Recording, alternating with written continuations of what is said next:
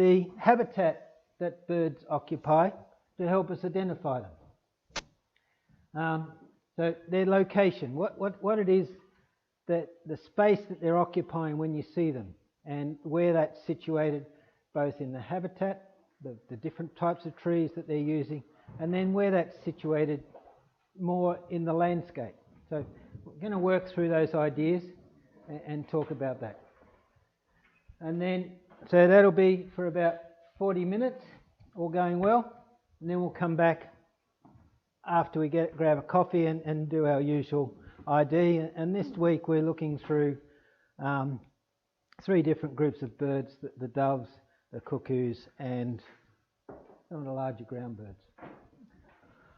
Right, now birds, like other animals, but more so for birds, use habitat at 4 scales. Because they can fly around, they can really make a choice at the landscape scale. And there's lots of good research on this now. You can look at how birds move across the landscape and what they land in and use and what they avoid. And they can make choices at quite a large scale, particularly some of the birds that are prone to very big movements, hundreds if not thousands of kilometres. They can avoid a whole lot of the landscape and just zoom in on particular elements of it that they want to use. And that might be flying over all of Eyre Peninsula just to use beaches down along the south coast, or it might be flying over Eyre Peninsula just to use the more forested areas down south, but avoiding all the mallee and that sort of thing. So that first selection, that element of the landscape that they're occupying, that's the first choice that a lot of birds make. Then within that landscape, they then start to select the different associations of vegetation. So around this area, it might be sugar gum versus the EP blue gum and red gum along the creek lines. They might be selecting one over the other. Or it might be that they're selecting mallee or casuarina associations independent of each other. So when they've selected within the landscape, they then have the ability to select the associations, the vegetation types that they're using.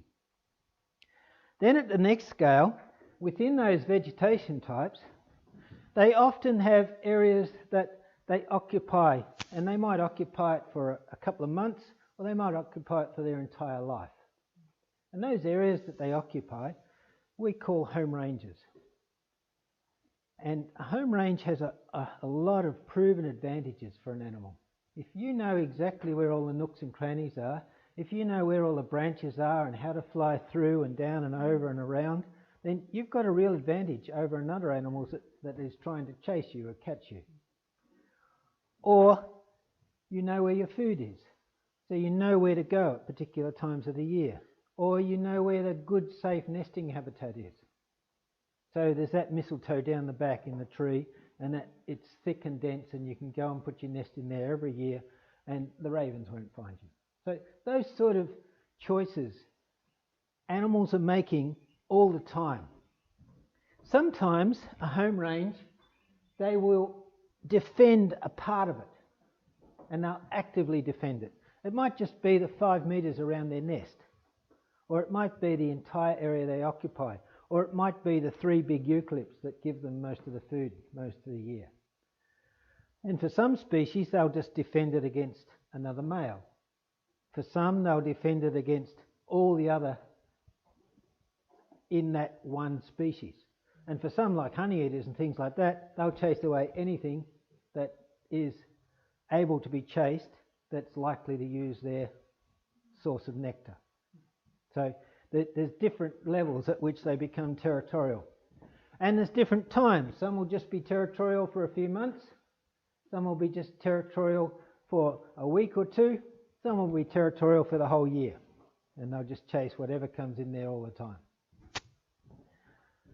Then, at the 4th scale, on a day-to-day basis, on a minute-to-minute basis, they're selecting the little elements of that habitat that they use. And that might be about where to go and get your food, for that particular moment.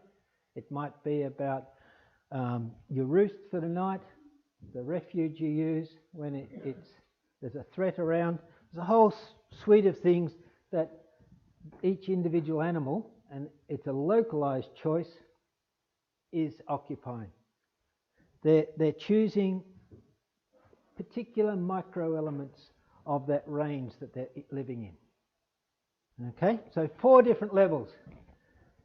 At the landscape scale, which part of Eyre Peninsula they're using, and then within that there'll be different veg associations. You know, are you using calitris pine forest, or are you using Alocasuarina type of forest, or is it Alocasuarina forest that has a nice understory to it versus Alocasuarina forest that just has grassy understory? Some species will prefer the grassy understory, others will prefer the stuff that's got acacias and other elements like that in it.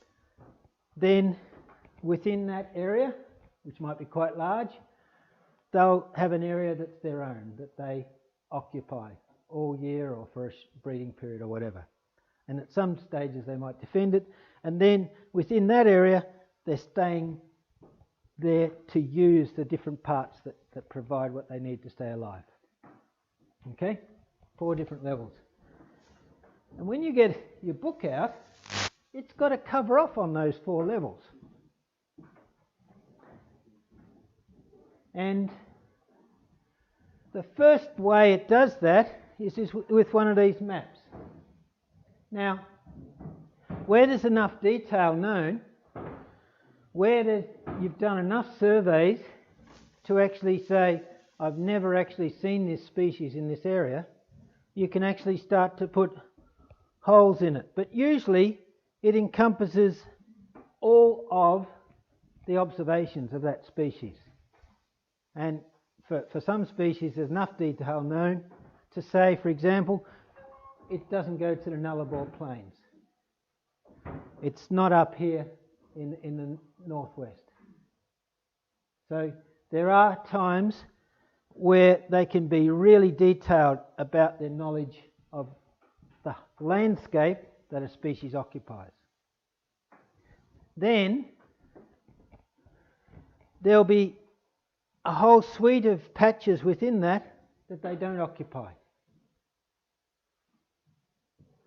And that'll be about which particular veg association they're choosing. Okay?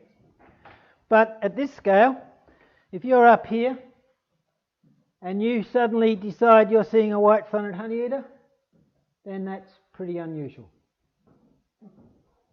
Okay? If you're seeing a white-fronted honeyeater up there and you're writing it down on a record, you'd need to be able to take a whole lot of notes to justify that choice of that species being in that part of the world.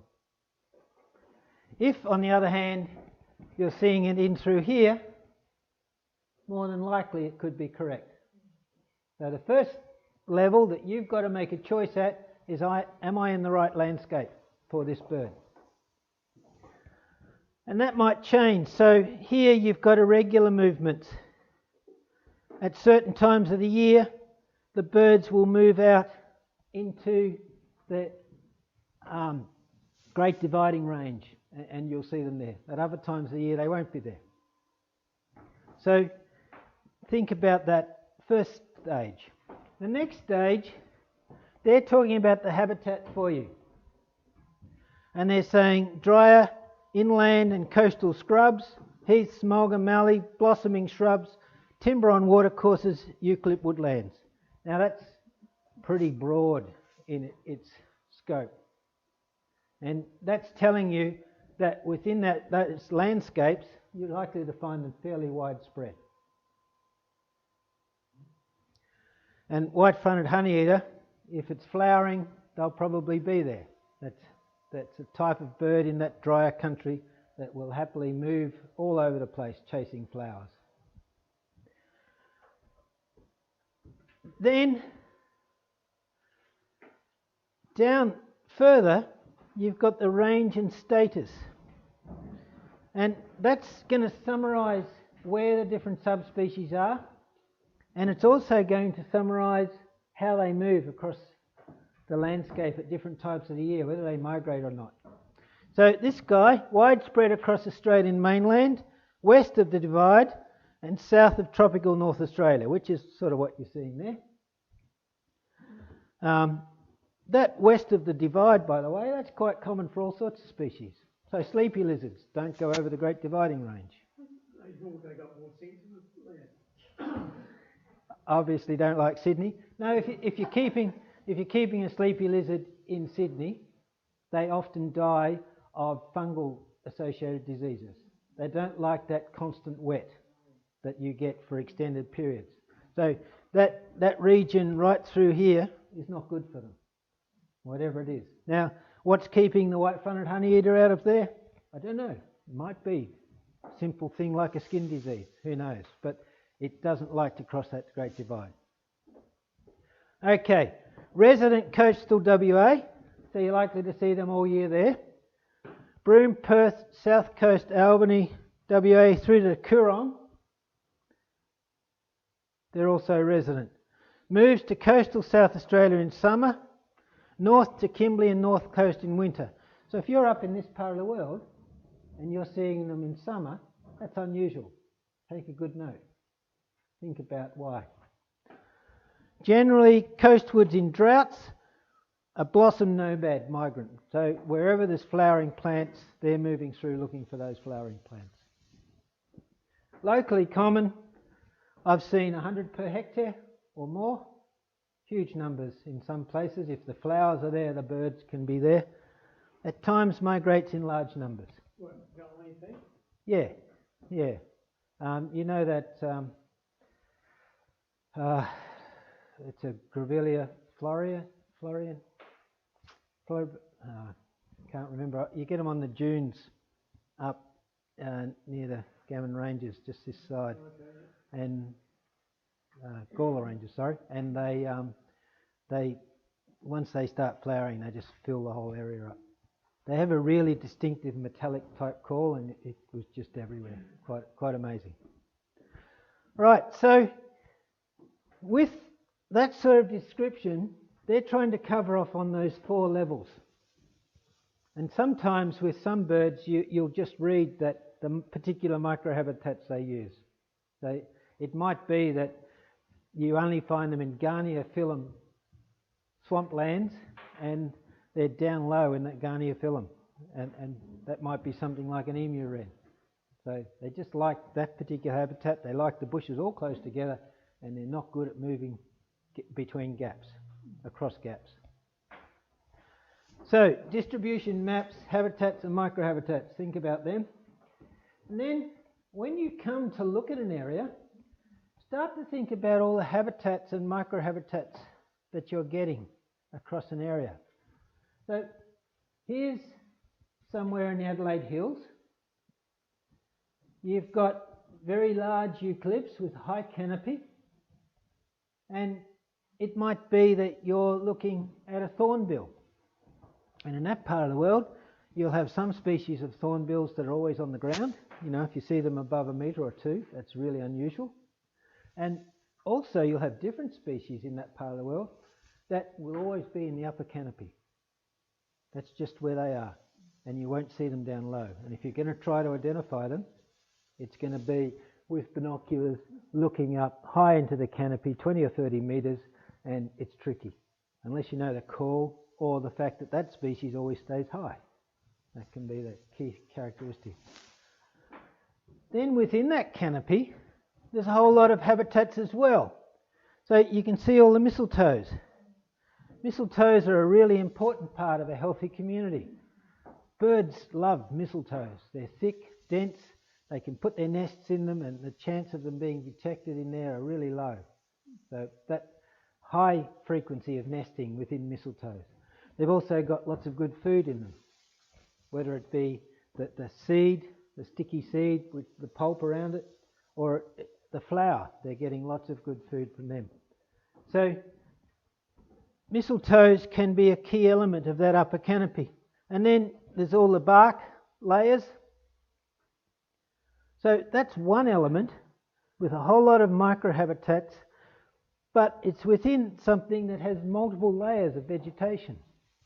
So the next layer down, you've got lots of acacias and things like that that are a couple of metres tall, 2 or 3 metres tall, and that'll have a different suite of birds associated with it. And then you've got the next layer down, which is that thicker ground layer that might be 1/2 a metre to 1 metre high, lots of little shrubby things. And different birds in different layers. So teasing apart all those microhabitats within each habitat and understanding which birds are where can be really useful. And if you're looking at something like southern EP, there's particular types of habitat or vegetation associations that always have certain birds associated with them. And sometimes you've got particular species that tie in. And in the case of a sugar gum woodland, there's a couple of species that are really quite specific to them. So scarlet robins, not many of them on EP. Some people estimate probably about 60 or so, 30 pairs. And if you're going down to Wanilla and head out to the Wanilla Conservation Park, you'll probably see a few of those pairs through there. Really neat. The western dirigine, which is a funny little bird which is normally found out through the desert, but on EP, just down the southern part of EP, there's neat little populations associated with sugar gum woodlands and things like that. And then there's things like the yellow-tailed black cockatoo, which come down here to breed. And then about this time of the year, are heading up north, and that's west of Loch that they usually congregate, and they'll spend 6 or 8 months up there. 6 or so months. Dirigine? G-R-Y? Gerygone? But G-R-Y? G-O-N-E. Dirigine, yeah. I remember when Greg was teaching me birds, that was the one that I'd get stuck on. I remember making notes. They have a really distinctive call. I was hoping to get them out there tonight, but we'll try and get to a few places where we'll hear them, because they're a lovely little bird with a very distinctive call that I can't imitate, so I won't. You can get a call noise now, or it'll interrupt you? No, it won't interrupt too much. What do you want to go on? Good schedule.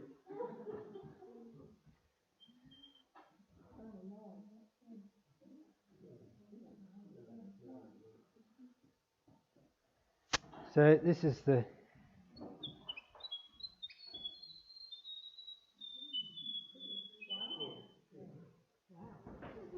lovely little call. That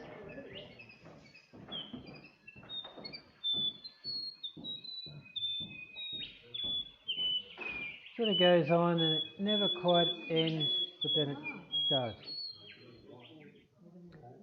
Anyway, you hear it on EP. If you go to the Port Lincoln Golf Club, they for some reason like the pine trees there, so you'll hear them through there. Anyway, so western dirigine. And then another community that's quite neat on lower EP is that red gum, EP blue gum woodland. Now the EP blue gum is a community that's nationally endangered. It's got all sorts of threats to it. People call it the water gum in this part of the world, but it's tied to the creek lines and it's been hammered in all sorts of ways, particularly the understory associated with it. But there's a few species that are often associated with it, from whiteface, the pardalotes, but musk lorikeets, for example, like the beautiful big flowers that you get on those trees, and they flower for quite a time, at a time of the year when a lot of other trees aren't flowering. So sort of this autumn. Then things like the ridge-fruited mallee shrublands. They have a suite of birds tied to them. Purple-gaped honeyeater, which we saw briefly last week. We saw the quite distinctive yellow markings and the black, but the purple gape, you need the sun on them to see that. Then things like the tawny-crowned honeyeater and the southern scrub robin. And southern scrub robins, they're a bird that are declining in distribution, but we get a lot of them across EP in different habitats. So starting to think about different habitat types and the birds associated with them is important. And then looking across EP, you're going from things like the river red gum woodlands that you get. Across here, South Australian blue gum and that sort of stuff.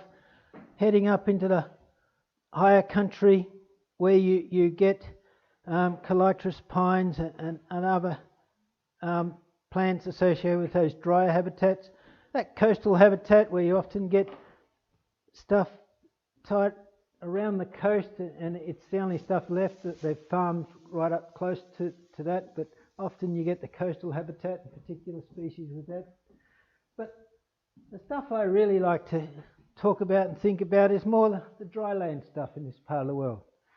Now, where you've got mallee over Triodia, those Triodia, you know the way they grow, and they grow out in a ring, and at a certain age they start to hollow out and die in the middle, and so you get a lovely donut which keeps growing out. So very old Triodia can be quite large. The habitat that provides is really important for a whole suite of species, lizards, mammals and birds also. So things like the short-tailed grass wren, which are found up in the Gawler Ranges, they love this sort of habitat, but to get it so that it maintains the right species and gives the habitat they need, you've got to think about the way it's set up. So straight after a fire, very small and sparsely spread and not providing any habitat at all. And in those first 10 years after a fire, or even up to 20 years, you don't get a whole lot of species using it. So you tend to get house mice and things like that rather than a lot of the native mammals. You still get the lizards, but not as dense as they might be. And a lot of the birds disappear out of it. And then for the next 30 or 40 years, it's giving lots of good habitat to those species. But as it starts to hollow out in the middle, the amount of ground that's covered in the Triodia drops off again. And so to keep the maximum diversity involves having a lot of your Triodia, if you can, in an area, in the 20 to 50 year age bracket. So when we're doing burn-offs through the different habitats across Eyre Peninsula, one of the key considerations is how much of the Triodia is in that 20 to 50 year age bracket. We've got to have some that is burnt to be replacing it, so that we burn now for 20 years down the track. And we've got to be thinking about what it is that's the proportions right across the region. Because if we have it all burning every 5 or 10 years, then there's not much habitat for a whole bunch of species because it's just not giving them what they need. So they disappear out of the area. At the same time, with the mallees, to get them big enough and old enough so that they start to hollow out, it's at least 50 years before they start to be wide enough and have enough branches die off and the termites get in them to hollow them out. Typically up to 100 years before that really good habitat is there. So another consideration is how much of the habitat is over 50 years as far as the mallee is concerned. You don't want to be burning our habitat every 20 or 30 years because in the end there's no hollows. And if there's no hollows, then we exclude a whole suite of species straight away. They can't nest there, so they can't breed there, so they're not there. Greg, habitat when the fire went through here 10 years ago, so what's that really done to the bird population all through that? It's changed the understory a lot, but with the sugar gums, unlike the mallees, so things like sugar gums and that, you're getting growth from epicormic shoots. So you've got the trunk, and all the way up the trunk under the bark are little points, which are growth points. And you see that when the tree is unhealthy and recovers after a drought, or when you've had a fire or something, and you suddenly get all that burst of growth along the trunk. And those epicormic growths cover the tree. And so often in the case of the trees that reproduce or recover like that, they have the hollows maintained by the fires, and that's good. But at the same time, you lose a lot of the canopy cover, and it changes the density of the trees, and so different species are advantaged and disadvantaged. But with the mallees, typically the whole thing burns, and you get growth again from the stump. And that type of growth is what defines a mallee. So that growth, off you go. And with mallees, the diameter of the trunk is directly related to its time since fire, to its age. So if you've got a trunk that's this wide, you can actually create a graph that says how old the trees are. And so with mallees, they're starting out like this, and gradually over 50 years you finally get to a diameter that's giving you enough of a hollow that something like a pardal oak might use it. And so it goes on from there. So when we're burning across EP, we're thinking about two things with our mallee, for example. One of them is that we want to keep Triodia in the 20 to 50 year age bracket, but there's a risk with that. If you just burn small areas, then things like roos come in and eat it all out. And Triodia, when it's young, is soft and palatable, so you might lose your Triodia for a while. Then the other part of it is, if you're putting a fire in to protect some old growth forests, so Hinks and Hambidge and places like that, Baskin Wells, typically every 30 or 40 years the whole thing burns, which means that suddenly the whole area, 40, 50 kilometres by 20 or 30 kilometres, is no good for a whole suite of species, unless little bits hang on. But when those fires go north, south, east, west, with the changing winds over weeks, that wipes out the whole area. So what we're trying to do with burns there is put a bit through the middle to stop east-west, or crudely put a bit across the other middle to stop north-south burning the whole thing out. So that's tricky, but that's the objective. It's about the habitat that the different species need. So what did you achieve with the last burn of Hinks? With Hinks, the aim was to stop those east-west burns, but in the end it's actually good. There has been, it's like a Y, and so you've actually now got three separate habitats. The one that they were really wanting to protect, which is on that western side, that has now got good protection. So the worst case scenario there is that we get lightning strikes right in the middle of that old growth stuff on the west side, and yeah, that would muck it up. But it is isolated from... Reasonably happy with what happened. Yeah, it would have been... It didn't look good there for a while. I breathed smoke for a couple of days. Yeah. No, it didn't, but that's the other challenge now.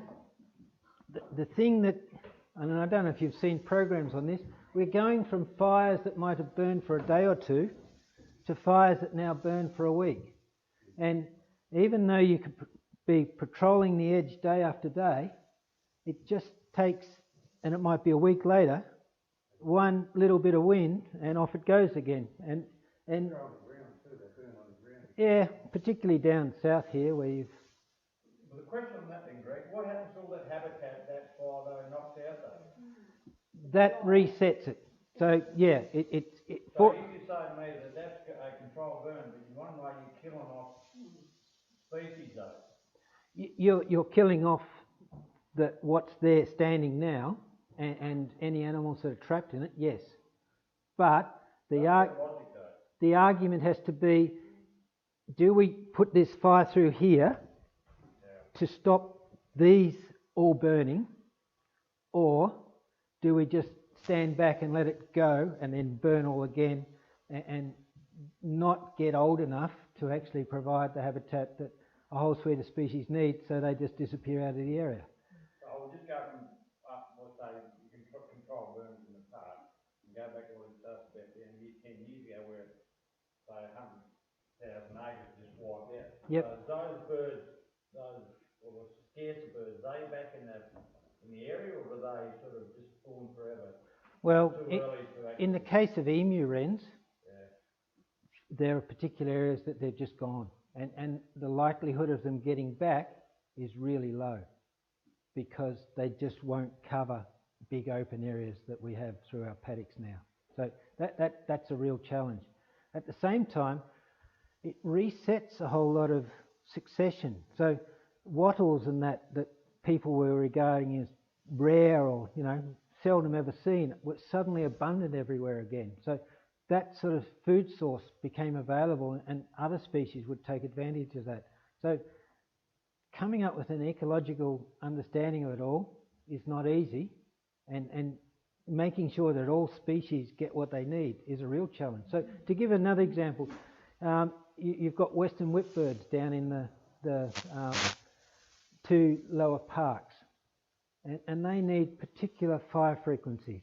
So too frequent of fire and they disappear from an area, too infrequent of fire and they disappear from an area. So they need that 20 to sort of 10 to 30 year fire frequency. That gives them the habitat they need. Other parts of the park where the fires are more frequent or less frequent, you don't see them very much. Then you've got things like the emu wrens, where you really, if you're going to start burning in an area, you've got to be very careful about what's going on and how they can connect up and whether they can recover and move back into that habitat. So that's a really scary part of it. You don't want to impact on them. I'm just curious, I lived in Cotton Bay when the fires were there in the mid-80s. Yep. And the park ranger, Mr. Spears, was really worried about a particular bird that might be endangered there. Do you recollect that, or what bird it might have been? Emu wren? May have been a whipbird. I don't Oh, whipbird. Yeah. start saying the rest of that. Okay. Yeah. Yep. So then there are others that we're thinking about. Yeah, I'm not. Yeah, I have to think about. But you can see it's not an easy thing, and in the end, you're playing God in a way. What do we let happen? And the other really big challenge in all our regions is over half of our natural habitat on Eyre Peninsula is not in parks. It's off parks. And how many fires do we get off parks? If we can avoid it, none. We know some do happen, like the Wongaree fire, but on the whole, that hadn't burnt for I don't know how long. How long before it?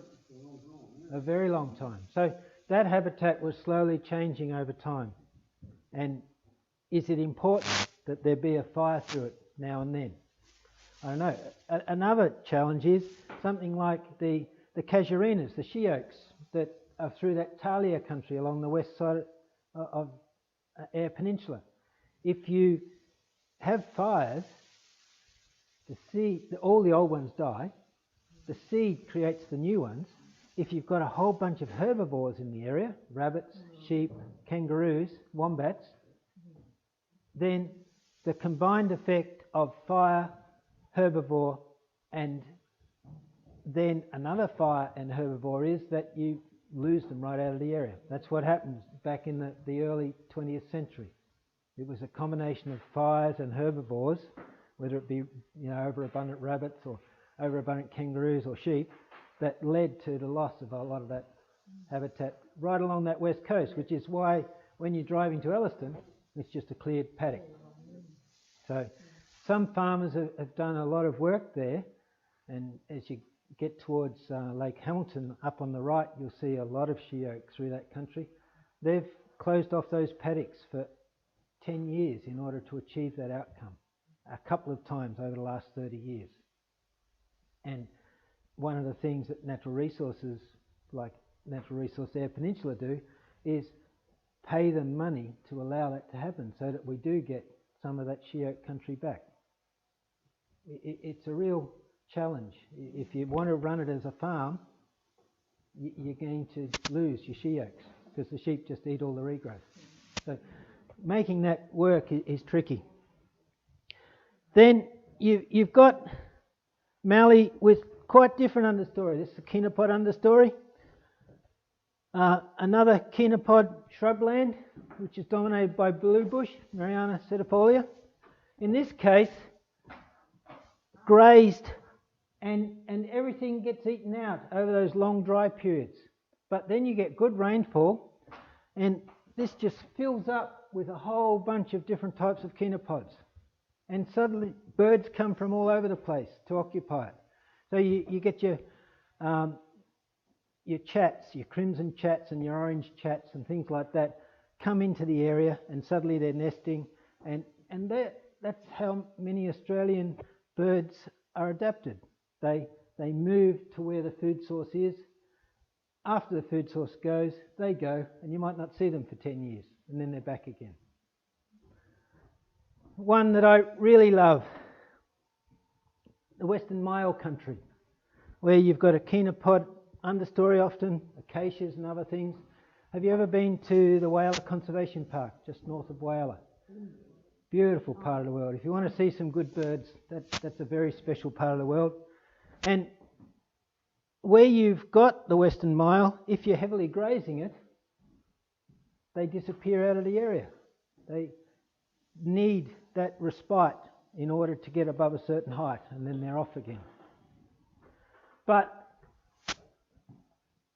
again, a habitat which in the dry years doesn't provide much food source or habitat at all for a whole bunch of species, and then in the wet years off they go.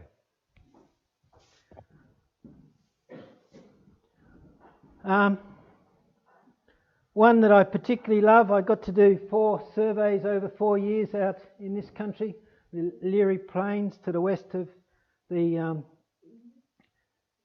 Gammon Ranges. And in really dry years, it's basically just rock with little patches of veg now and then. But then you get the wet years and suddenly it takes off. And we would get 20 or 30 species of birds, and lizards are always there because they can't move much, but not many mammals at all. Then a couple of good years of rainfall, suddenly you're getting 70 or 80 species of birds. We were discovering mammals that have been thought extinct in South Australia for 50, 80, 100 years. And suddenly they've come out of little refuges that they've just persisted in for years and years below detection levels, because you'd have to put your trap right there to get them. But suddenly, boom, and they're covering the whole region again. And that boom-bust country is classically Australian. And it might be bust for 10, 20, 30, 50 years, but then you get the good rainfalls and off it goes. Then you get the gullies tucked up in the really dry regions, and the type of species you get there can be quite different. So painted finches in those little gullies that come off the side of those mountain ranges, and just 1 or 2 or 3 or 4 per gully, but beautiful little birds that particularly like that particular habitat. And you won't see them all around, you've just got to walk up the gully and there they are.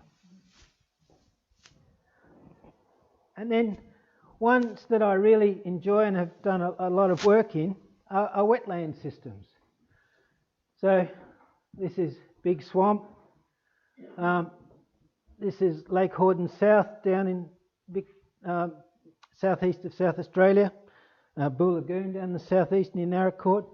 And these wetland systems are the lower lakes in the Murray. And those wet dry systems, they're really productive. If a wetland is wet all year and the water level doesn't change much, it's not very productive. You have a little zone around the outside where certain types of vegetation will grow. But on the whole, it's unable to produce a lot of habitat for a whole lot of species. And it doesn't produce huge amounts of food. But if it dries out, as chemical changes take place in the mud, you get growth in that mud area, and those grasses or whatever that grow in that area, they become a carbon source when the wetland floods. And the bacteria and the algae start on that source of immersed vegetation, and off it goes. And suddenly there's things feeding on bacteria, and suddenly there's things feeding on those, and then the birds are coming in, and boom. And a whole suite of species need that food source, and they'll move around Australia somehow, whether it's detection of the very low frequency sounds that come from thunderstorms and things like that, but somehow, suddenly a whole suite of birds will start moving to a big wetland in Central Australia, and they get there as the waters get there, and that can be everything from pelicans down through to banded stilts or whatever, and they'll move there in their tens or hundreds of thousands and breed. That's all fresh water. It salinises as it dries out. Yeah. But that's Yes. the Yep. not salt like. Salt lakes do the same sort of thing, Yeah, but they're not as productive because you don't get the growth in it. But ones like this, Lake Horden South, it's about 15 kilometres long, 4 or 5 wide. If you want to get into where I am there, you have to walk through water this deep for about 5 to 10 kilometres, depending on which side you come in from. It's magnificent, and I highly recommend it. Get a pair of waders and go in, and there's little high points in that you can camp on. The mosquitoes would kill you, but when you get there, you've got to be able to push through the Garnia swamps and the Baumia swamps and the... Yeah. But when you get in there, I'm not joking, there'll be 10,000 dotterels, and suddenly you get these vortexes of birds taking off with swamp harriers going through them. Just the most amazing sounds, and it's a really dynamic part of the world. It's what a lot of the wetlands used to be like. So on the Murray River they used to talk about ducks taking off and the sun disappearing and things like that. Well, there are still some places where you can see that sort of diversity and abundance, and places like Lake Horden South are just phenomenal. You get in there to see tens of thousands of ducks and tens of thousands of all sorts of other birds, and you get to see weird and wonderful things walking around through the shallow wetlands. Yeah, there's a lot of snakes. Weird people in waders. Weird people in waders, not very often, but they are there. And then surveying the fringing wetlands around places in the lower lakes. Again, you're walking through very deep water, you're walking through big reed beds, but you get to record a whole bunch of species that people don't often record. And we were also flying over it now and then, because there's big breeding colonies of ibis, and you'll get tens of thousands of ibis at nesting sites, so you can fly over and count them as you go. Okay, and then one to think about is that with edge habitats you get high diversity. So here a wetland would normally flood up to this level in the wetter periods. This would stay wet for much longer. This is Garnia phyllum, so thick, dense habitat where a particular species would be. And then over the back you've got the melaleucas, the paperbarks. At each of these edge zones, you've got species from one habitat and species from other, and you see them both. But you also get species that specialise on the edges. So you might have 10 here, 10 there, and 5 that specialise on the edges. So if you're walking along the edge, you'll get 25 rather than 10 and 10. So start to think about where you walk, which is why it's probably good around the golf course. But if you're thinking about nice areas like Wanilla, the soldier settlement reserve just south of Wanilla, those sorts of places, if you start to think about where you walk, you'll see more species than if you just wander blindly. Then the next thing I'd like you to think about is what it is about the birds that are occupying the habitat that makes them want to occupy that habitat or able to occupy that habitat. So the way a bird flies is really important. It's dependent upon their wings. If you've got wing shapes that are specialised, then that excludes a whole bunch of habitats immediately. If it's a long, thin wing, it's wonderful for flying where there's wind. So you can have those winds, the roaring 40s and the screaming 50s that are whipping around the whole world.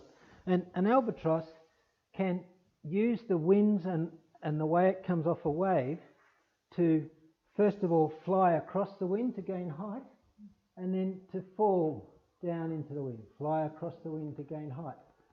And it can do that right around the world for years, and then come back and breed when it's about 5 years old. Now, it's very rarely flapping its wings.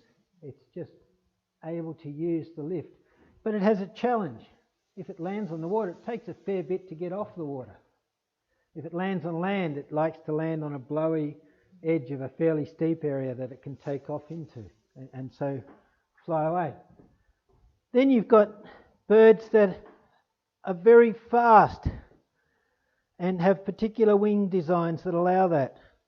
Then there's some that very short stubby wings, but they can fly straight up and down. So they can weave and move all through all sorts of habitats very quickly. So thinking about all those different sorts of wing shapes and what that means for the bird is really important. So the ones we're probably seeing most of are these guys. The aspect ratio, the length of the wing versus the width of the wing, is quite low. 2 to 1, 1 to 1. But they can do a whole heap of things with that particular wing design. They can twist and turn very easily. They can manipulate the outer feathers in a way that allows them to do all sorts of things very quickly. And that ability to move through dense cover means that a dense tree canopy is just perfect for them. They can fly through that really quickly. And so that allows them to avoid a whole lot of threats. But it's good for a forest, or it's good for a fairly closed woodland. But as you start to take a few of the trees out in between, the distance between the trees grow. And suddenly a bird that's really happy moving through and around has to fly rapidly from one tree to another. And it can't keep it up for long. So if you've taken trees that were 10 metres apart and you've spaced them out now by cutting some down so they're 50 or 100 metres apart, certain species will disappear out because in flying from this tree to that tree, they're exposed to predation or whatever. So changing the way they fly is not possible. They have wings that allow them to do certain things. If we change the habitat, then they disappear out of that habitat for whatever reason. Or they keep going because it's all good. Guys like this, relatively longer wing, but broad and nice and square at the end, and they can manipulate the feathers at the end. So this is really good where you've got nice thermals, hot air rising off the ground. Bird can fly along, catch onto the thermal, rise up with the thermal, and then head off again, just losing height as they go, catch another thermal and head off again. That sort of ability to catch the rising air means that they can cover huge amounts of landscape very quickly, just working on picking up a particular food source that might be a bit sparser as they're moving across. So the breadth of the wing, but more importantly, or as importantly, that ability to adjust the individual primaries out on the edge of the wing. Very important. Then you've got the high-speed birds. Ones like this move very quickly through the air. That wing design, they can fold the wings back. A lot of these can dive into the water, fold the wings right back. But that high-speed manoeuvrable wing, like we saw in the Australian hobby that flew across tonight, highly adaptable and really fast. So the wings are extremely flat. They're reasonably long, but they're narrow and triangular. So here's the wrist. Big, long primary feathers sticking out. And then very short secondaries. So when they fold up their wing, you're going to see big, long primaries right behind the tail, but the secondaries are very low. Okay. And birds like this, egrets and herons and whatever, really slow flapping flight that you can pick a mile away. They have a very curved wing, and because of the way they fly, you can pick them from all sorts of distance. So you know it's an egret or a heron. Birds like this, not too good at flying through trees, but give them a windy area and that really high aspect ratio, that wing, you know, well over 2 meters across there, but quite narrow. So designed for flying across oceans with wind.